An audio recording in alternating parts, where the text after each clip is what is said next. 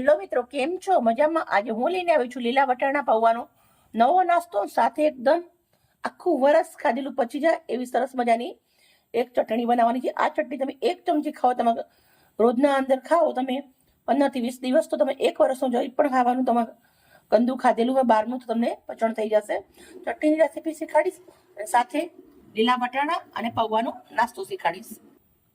આ આપણે આ ધાણા, હળદર, આદુ, લસણ, મરચા આપણે નાસ્તાના અંદર નાખવાનું છે અને એક આપણે સ્પેશિયલ ચટણી બનાવવાની છે. આખું વરસ ખાધેલું તમને પચણ થઈ જાય એવું.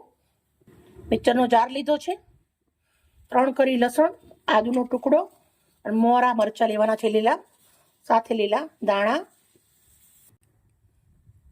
1 ચમચી ભરી અને જીરું નાખવાનું છે, 1 ચમચી ભરી અને ખાંડ નાખું છું. આપણે ગુજરાતી એટલે થોડું ખાટું મીઠું જોઈએ. સંચર મીઠું લીધું છે 1 ચમચી. અડધી વાટકી આપણે દહીં નાખવાનું છે.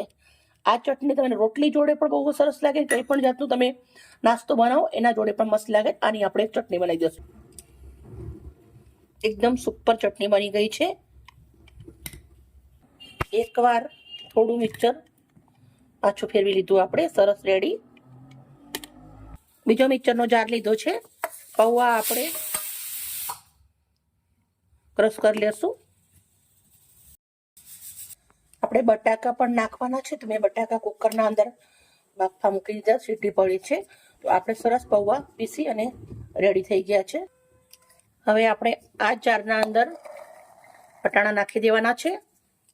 પછી લીલા મરચા, હળદર, આદુ અને લસણ, પછી લીલા ધાણા.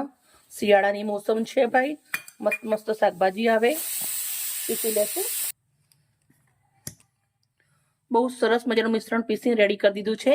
આપણી બોડી ભાઈ ભારે છે એટલે મિક્સર લઈને બધું સ્ટેપ બાય સ્ટેપ પીસી અને રેડી કરી દીધું છે. પલોઠી વાળીને શાંતિથી બેસી ગઈ છું, આરામથી કામ કરું છું, મહેનત કરું છું અને મારે એક લાઈક જોઈએ છે તમારી. તો ચલો હવે આપણે એક થાળીના અંદર મિશ્રણ નીકાળી દેશું. વટાણાનું મિશ્રણ આપણે થાળીના અંદર લઈ લીધું છે. સાથે એક બટાકો મેં બાફેલો ચટણી લીધો છે. સિંધા મીઠું નાખું છું, અડધી ચમચી તલ નાખવાના છે, 1 ચમચી જીરું, પીસેલા પાવડર પૌવાનો, લીંબુ આપણે 1 લીંબુ નીચવીએ છીએ, બહુ જ સરસ લાગશે. તમે ખાંડ પીસેલી નાખવી હોય તો બી નાખી શકો છો, પણ હું નથી નાખતી.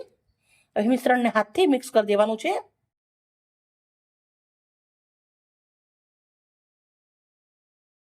મસ્ત મિશ્રણ મેં મિક્સ કરી દીધું છે. મિત્રો, આના અંદર એક ખાસ વાત છે, આપણે બહારનો મસાલો નથી નાખ્યો, યા ગરમ મસાલો નથી નાખ્યો, લાલ મરચું બી નથી નાખ્યું. આ શિયાળા માટે સ્પેશિયલ હોય એટલે આપણે મસાલો નાખવાનો નથી આવતો. તો આપણો સરસ મજાનો એક લોટ ટાઈપ બાંધી અને રેડી થઈ ગયો છે. તો હવે આપણે મનપસંદ આના શેપ આપી શકીએ છીએ. હાથને પહેલા વોશ કરી દેવાના છે. મેં હાથ વોશ કરી દીધા છે.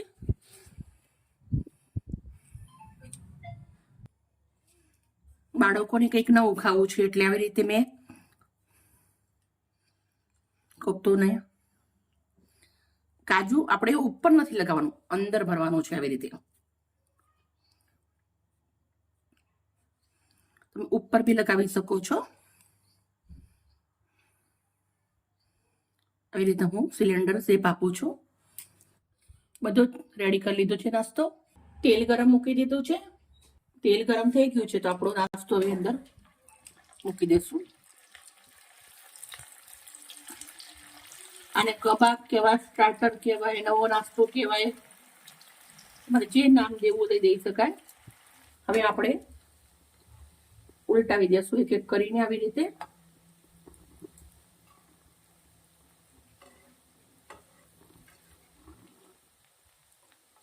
મિત્રો, તમે એકવાર બનાવીને ખાશો ને તો તમે બહારના નાસ્તા ક્યારે નહીં ખાઓ, અને એકવાર બનાવશો તો તમારા ઘરના અંદર ડિમાન્ડ માંગશે બીજી ક્યારે બનાવશો, જલ્દી બનાવો, સરસ બન્યા છે, સુપર. એમ ખાવાવાળા તારીફો કરતી નહીં થતી, તમારે એટલા સરસ બનશે. બંને બાજુ ક્રિસ્પી કરી દેશું. હું આવી રીતે ફેરવી ઉલટાવું છું અને પકાવું છું. હવે આપણે જારી લીધી છે અને સરસ મજાના પાકી અને રેડી થઈ ગયા છે. તો આપણે આવી રીતે એને એક કાણાવાળા ચારણાના અંદર લઈ લેવાના છે. મિત્રો આપણે બનાવ્યા તો ઘણા બધા છે, કેમ કે ખાવાના આપણે બધા બહુ શોખીન છીએ, તો મહેનત પણ કરવી ગમે, આપણે ખાવાના શોખીન હોઈએ એટલે. સેમ પ્રોસેસથી બીજા પણ હું તરી લઈશ. આ કેવા ક્રિસ્પી છે તમને હું બતાવી દઉં, સંભળાવી દઉં. તમે જોઈ શકો છો, બહુ જ મસ્ત. હવે આપણે આને ચક્કુથી કટ કરું છું.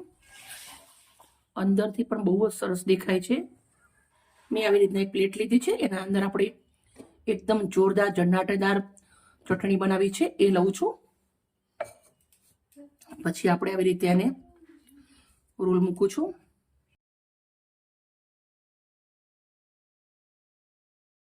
હવે આપણે રોલના ઉપર આવી રીતે ટામેટા કેચઅપ સજાવી દઉં છું થોડો.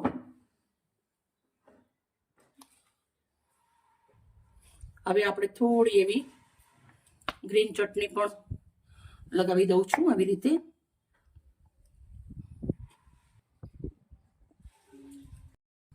હવે આપણે ફ્રેશ ફુંદીલો